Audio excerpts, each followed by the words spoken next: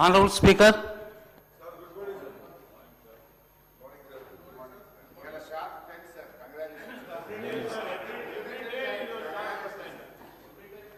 Me దయవల్ని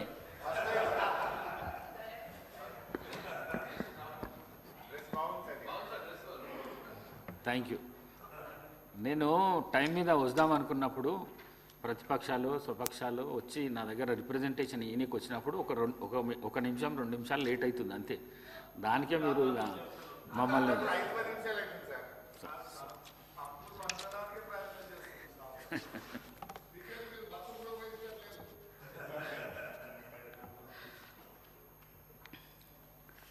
announcement. I am to announce to the House that the Telangana Goods and Services Tax Second Amendment Bill 2026, LA Bill number 16 of 2026 will be taken up for consideration and passing by the Assembly today, the 26th March 2026, and the amendments, if any, to the bill will be received up to 11 a.m. today. Papers to be laid on the table of the House. All the papers are deemed to have been laid on the table of the House. Question hour. Serial number 41. Question 1728.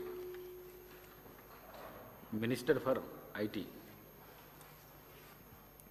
Adhyaksha, ఏ ప్రశ్నకు సమాధానం 2024-25లో గౌరవ ముఖ్యమంత్రి గారి Davos పర్యటనలో కుదుర్చుకున్న ఎంఓయూల మొత్తం సంఖ్య, అదేవిధంగా ప్రతిపాదించిన మొత్తం పెట్టుబడులను దావోస్ 2024లో ఎంఓయూలు 18 ప్రకటనలు చేయడం జరిగింది అధ్యక్ష.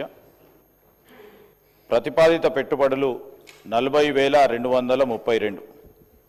అదేవిధంగా దావోస్ సంబంధించి 2025లో జరిగిన పర్యటనకు సంబంధించి ఎంఓయూల ప్రకటన 26 అధ్యక్ష.